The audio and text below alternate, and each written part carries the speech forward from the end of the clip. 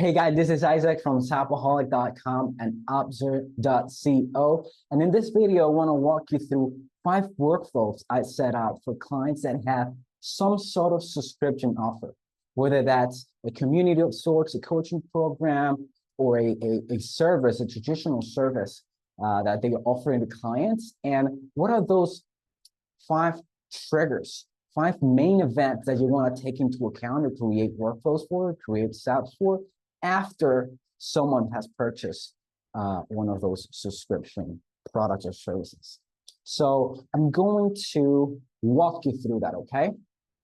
So number 1, purchase. That's the first and the main event you want to consider. That's an obvious one. Then there's the refund, there's the cancellation, there's the payment failure the first time it happens. There's the end or the last payment failure. I want to walk you through what that means in a second. And a bonus one here, there's also renewal reminders. This is a simple one, but one that can really prevent a lot of upset clients and upset customers. So this first video is going to be just the conceptual of the workflows and the basic steps you want to set up. In the coming videos, I'm going to walk you through in more detail, break down each one of these actually as a over-the-shoulder tutorials, opening up Zapier and setting those up. If you want to make sure you're notified for those other breakdown videos and more detailed tutorials, make sure to subscribe and hit that notification bell. So let's get started with workflow number 1, which is the purchase, the main event. The moment the client decides, hey, I like what you have to offer, I'm going to give it a shot, okay? The first thing you want to do is you want to grant access to whatever it is that they offer if you can. This is optional for depending on the type of business you run, but if it's content, if it's a community of sorts, you may want to make sure you give access to them to that immediately. If it's a traditional service or if it's some sort of coaching of some kind where you're going to have maybe a recurring meeting with them, you want to make sure that you at least give them all the details that they want up front, so at least they know what to expect, okay? You also want to update that contact on your CRM or email marketing tool. You want to tag them accordingly and make sure you update any custom fields that are relevant.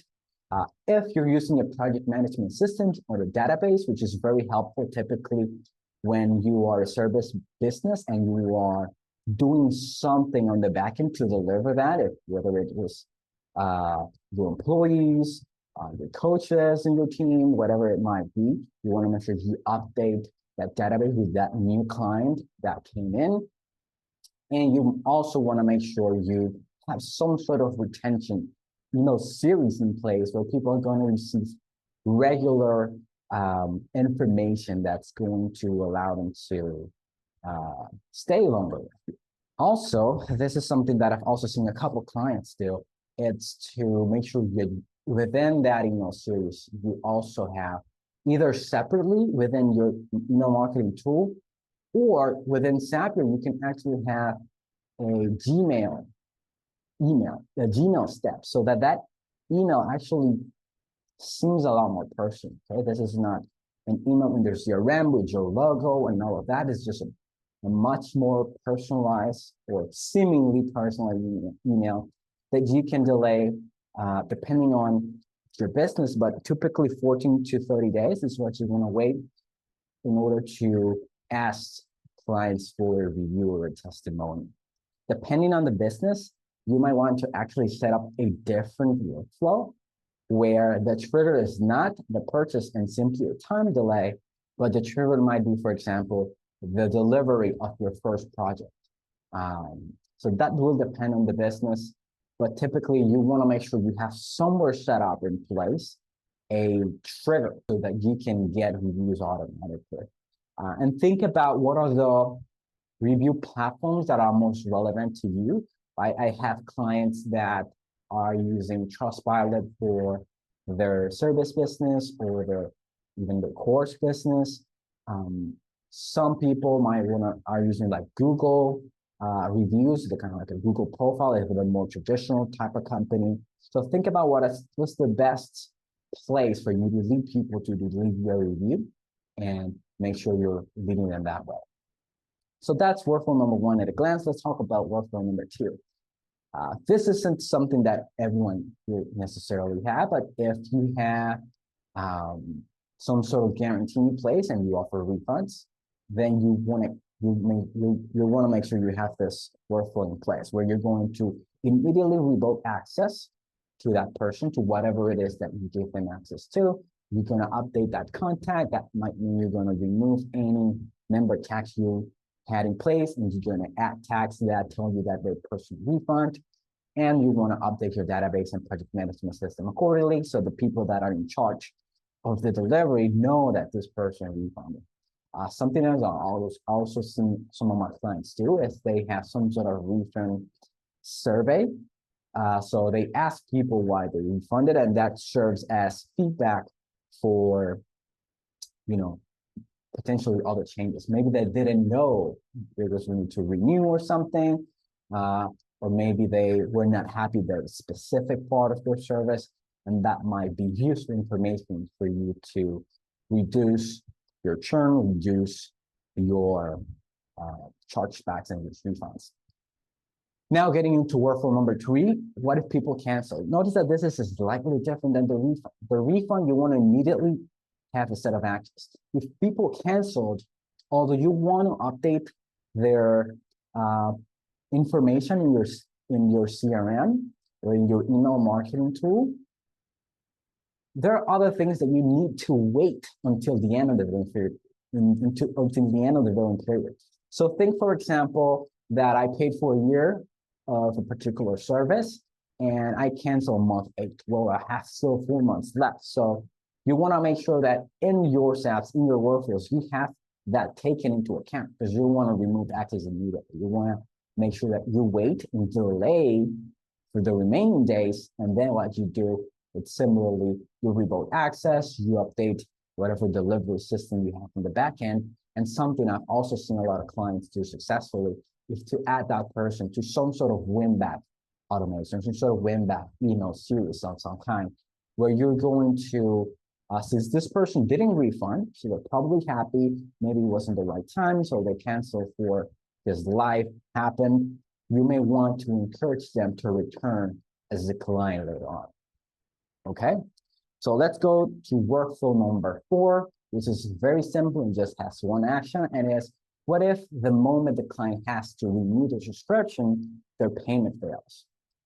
At that point, what I've seen my clients do is they don't do anything on the back end specifically, or like updating the contacts or removing their access, but they simply trigger an email series where they encourage people to update their billing information. Typically, depending on what payment gateway you're using, something like Stripe, they might automatically send emails telling the customer that that tried to charge and couldn't. But what's important is that depending on what tools you're using, Stripe might not be able to tell the client, to tell the customer exactly how to update their billing information. So you are the one responsible here of telling the client, hey, we tried to charge you, but we couldn't. So here are the steps for you to update your billing information. Make it as easy as possible for them. And depending on the size of your team, and if you have people that are able to reach out, either call the client directly, it's something you may want to do so that you can put in contact with them and help them go through that process. Depending on the payment gateway you're using, again, most payment gateways have already a number of attempts that they do when a payment fails. So they might try like every 4 to 5 days for 4 to 5 times. And at some point, they will just don't try anymore. And you can use that either, say, the 3rd or the 4th if you don't want to wait till the end, or you can use the last attempt as the trigger to do everything else. And you're essentially assuming, hey, if we were unable to charge you, we will treat you as someone who canceled. And essentially, you repeat some of the steps we've already talked about. You're going to update their contact, remove and add tags accordingly, revoke access, update your delivery system on the back end if applicable, and you also want to add them to the win-back automation.